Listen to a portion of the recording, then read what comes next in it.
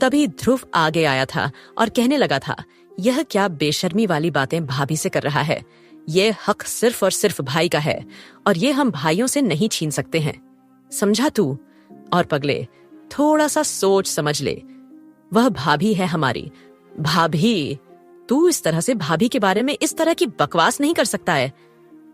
अब जैसे ही ध्रुव ने यह कहा, आह्वान झेंप गया था और कहने लगा था, यार तू भाभी के सामने मेरा कचरा क्यों कर रहा है?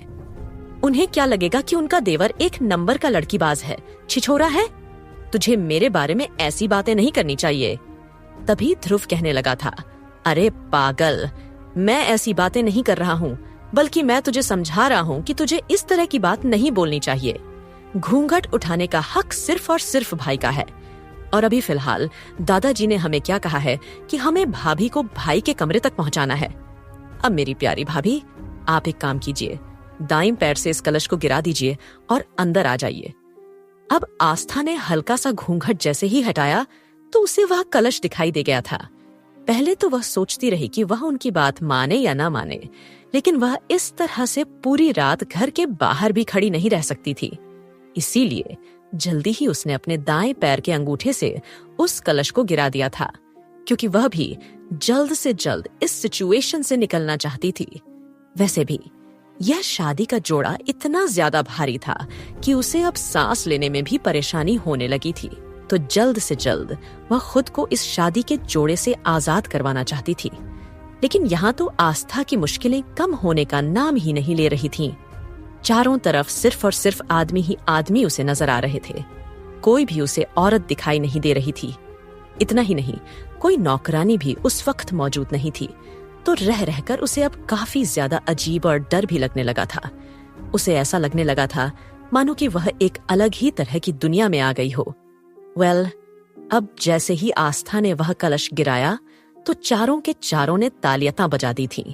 वह ध्रुव तो सीटी मारते हुए कहने लगा था, रे वाह भाभी, आपने तो एक कमाल ही कर दिया।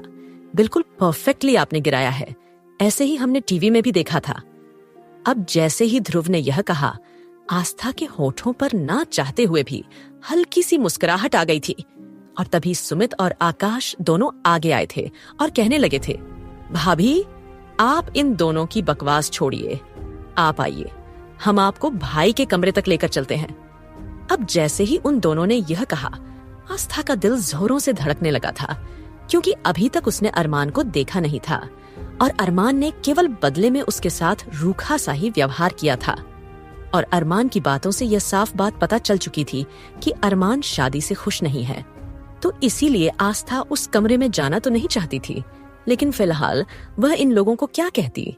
ये लोग तो सारे ही उसके लिए अजनबी थे। अब जल्दी ही आस्था ने अपनी गर्दन हाँ में हिला दी थी। अब जैसे ही आस्था ने अरमान के कमरे में जाने के लिए हाँ कहा, चारों के चारों अलग अलग तरह की शक्ल बनाते हुए कहने लगे थे, हमारी भाभी तो कुछ ज्यादा ही एडवांस निकली। और हम क्या समझ रहे थे कि हमारी भाभी काफी ज्यादा शर्मीली किस्म की है। भाभी तो भाई के कमरे में जाने के लिए बेचैन हो रही है। देखा आपने किस तरह से भाभी ने हाँ कह दिया है। अब तो आस्था और भी ज्यादा झेंप गई थी और सोचने लगी थी, ये कैसे लोग हैं।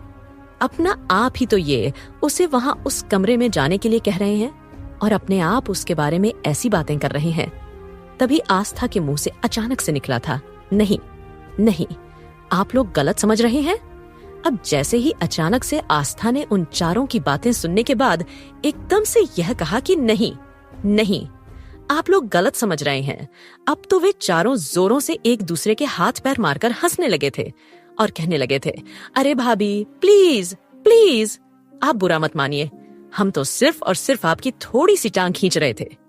अच्छा आप आइए, वैसे भी आपके लिए इतने दिनों से आपकी शादी वगैरह की तैयारी, फंक्शन चल रहे होंगे, तो आप काफी ज्यादा थक गई होंगी। आप चलिए और जाकर आराम कीजिए। ऐसा कहकर वे उसे लेकर जाने लगे थे। तभी अचानक आस्था ने हिम्मत करके बोला था, क्या आप लोग मुझे किसी दूसरे कमरे में नहीं छोड़ सकते हैं। अब जैसे ही आस्था ने थोड़ी सी भोली शक्ल बनाकर यह कहा, वे चारों एक दूसरे की शक्ल देखने लगे थे। और तभी सुमित कहने लगा था, भाभी आपकी शादी अरमान सिंघानिया से हुई है। अगर आप इस तरह से दूसरे कमरे में जाने की बात करेंगी तो वह हम चारों को गोली से उड़ा देगा। और अभी फिलहाल हमारा इरादा बिल्कुल भी मरने का नहीं है, क्योंकि अभी तो हम छोटे से बच्चे हैं और अभी तो हमने शादी भी नहीं की, फर्स्ट किस भी नहीं किया, कुछ भी नहीं किया जिंदगी में, और अभी हमारा मरने का कोई इरादा नहीं है। जैसे ही सुमित ने बेचारगी से यह सब कुछ कहा, आस्था खुद को रोक नहीं पाई और खिलखिलाकर वह हंस पड़ी थी। अब आस्था को हंसते हुए देखकर वे चारों भी मुस्कुराने लगे थे, क्योंकि आस्था की हंसी बड़ी ही खूबसूरत थी। उन्हें ऐसा लगने लगा था मानो कि उनके कानों में किसी ने घुंघरू बजा दिए हों। तभी आह्वान तो खुद को रोक नहीं पाया और कहने लगा, तेरे वह भाभी, आपकी हंसी तो बड़ी प्यारी है। पता नहीं आप अपना यह लंबा सा घूंघट कब हटाएंगी और हम आपको कब देखेंगे। वैसे भी जब भाई आपको देखने के लिए गए थे, वह तो हमें साथ भी लेकर नहीं गए थे और बस अब सीधा शादी में हमें लेकर गए हैं। हमने तो आज तक आपको देखा ही नहीं है। हमने बेचारी से शक्ल बनाकर कहा था। तभी आकाश कहने लगा था, अरे बहुत देर हो गई, अब तुम भाभी को सताना छोड़ो। और शायद तुम भूल रहे हो, अगर इसी तरह से तुम लोग भाभी के साथ टाइम पास करते रहे तो भाई और भाभी की पहली रात का क्या होगा, और हम लोगों को जो पार्टी करनी है उसका क्या। दादाजी ने पहली बार हमें पार्टी करने की परमिशन दी है, भूलो मत। इस तरह से टाइम वेस्ट करके खुद का नुकसान होगा। अब जैसे ही आकाश ने यह कहा, उन सभी को अपनी पार्टी की और साथ ही साथ अपने भाई भाभी की पहली रात की याद आ गई थी। और तभी उन्होंने कह दिया था, और चलो ठीक है, भाभी को छोड़कर आते हैं। ऐसा कहकर जल्दी वे लोग आस्था को अरमान के कमरे तक ले आए थे और जैसे ही उन्होंने कमरे का दरवाजा खोला, अंदर से कोई आवाज नहीं आई। तभी ध्रुव कहने लगा था, लगता है भाई सो गए होंगे। वैसे भी काफी ज्यादा थक गए हैं और वैसे भी अपनी शादी में भी उन्होंने काम ही काम किया है। अब जैसे ही ध्रुव ने यह कहा, आकाश ने अंदर झांक कर देखा था और कहने लगे थे, लेकिन अंदर तो कोई है ही नहीं, लगता है भाई स्टडी रूम में होंगे। तभी सुमित ने अपने माथे पर हाथ मार लिया था और कहने लगा था, भाई आज के दिन भी काम ही काम कर रहे हैं, एक दिन कभी अपने काम से ब्रेक नहीं ले पाए और अब अपने आप को पूरी तरह से काम में डुबो लिया। अभी भी अपना काम खत्म करने के लिए स्टडी रूम में चले गए। हद होती है यार, किसी को इतना ज्यादा भी वर्कहॉलिक नहीं होना चाहिए। तभी चारों कहने लगे थे, चलो कोई नहीं, अब भाभी आ गई है, सब सुधर देगी। ऐसा कहकर वे चारों मुस्कुराकर घूंघट में खड़ी हुई आस्था को देखने लगे थे। तब आस्था को अपने ऊपर चारों एक नहीं बल्कि चार नजरें जैसे ही महसूस हुईं, वह थोड़ा सा और भी ज्यादा असहज हो गई थी।